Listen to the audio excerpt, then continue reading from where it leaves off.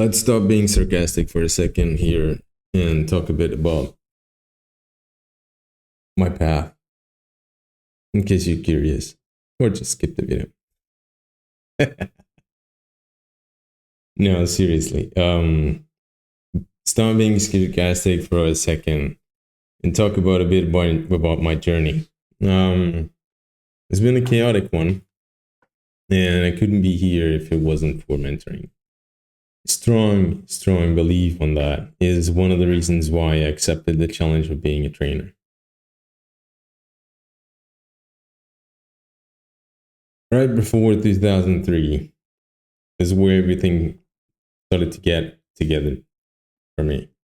That dude on the Yankees hat, that one, is completely unaware of how much change is about to happen in the next few years. 10 to be more exact. You see, back then, I was having fun with a friend, which is actually next to me, setting up events for games and an online renting game server renting platform. And eventually, after I finished my course, I landed as a developer in a very extremely small company. Going from there to one of my role on a consulting company as a developer was only possible because one of my dear friends actually became one of my most important mentors in Java development. Pretty much as chaotic as that desk that you see over there was my mind. You see, one of my biggest issues was to be able to keep my cool under pressure, where everything started to fall apart. So still as chaotic as that desk, I've read and kept reading books over and over again in hopes of solving the problem. Mentoring actually helped me to organize my own thoughts and create my own path, my way of putting things together. And finally, after a few years, between 2011 and 2012, I landed on my first product, built my first product, I had my first team, and I created something in 1 year that everyone thought to be impossible. It was not just me that thought it was a great feat. Other individuals in the organization itself thought so. And although I started pretty late, pretty quickly, actually 4 years after that, I became a senior developer, heading an impressive amount of developers and fixing everyone's bugs. That was how that started and ended, really.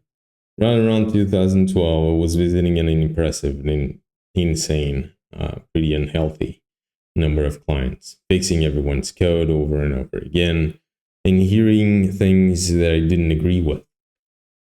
Security is a feature, no one has paid for it, and things alike. Still unsure about what I would do. I've had other friends working in security, and that ghost was lingering. You see, although my dream was always to be a developer, security was a hobby and one where I had loads of fun. And so I decided to put a challenge to myself. I decided that if I could pass OSCP on first try, I was able to handle pressure. Till then, all my progress is being made by test by fire, so to speak. I was dropped into projects without actually knowing if I could fix them. I would read books before going in, manuals about frameworks that I was going to use and other stuff like it, just to have as much context as I could. The fear of failing was rampant, was eating me alive, basically. And so I thought that a trial by fire would be something that would be accustomed to. And I could be pretty sure that if I passed the ESCP exam, I was ready. That came to be in 2013. 2015, I landed my first job as in a security company out of Coimbra with a bunch of crazy folks, the craziest ones and the funniest ones I've ever met. I had loads of fun. 1 year later, I was on the security team full time, and what I thought to be the top of my career. I was lecturing, giving talks about password cracking, lecturing about security and like malware security on a university, someone that never attended a university. To me, that couldn't get any better. Still believing on mentoring, and together and surrounded by an impressive amount of team for a very long time. And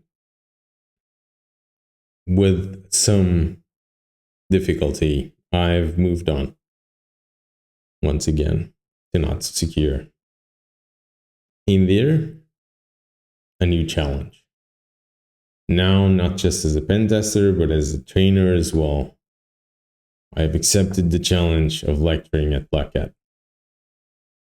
And that was one of my dreams also.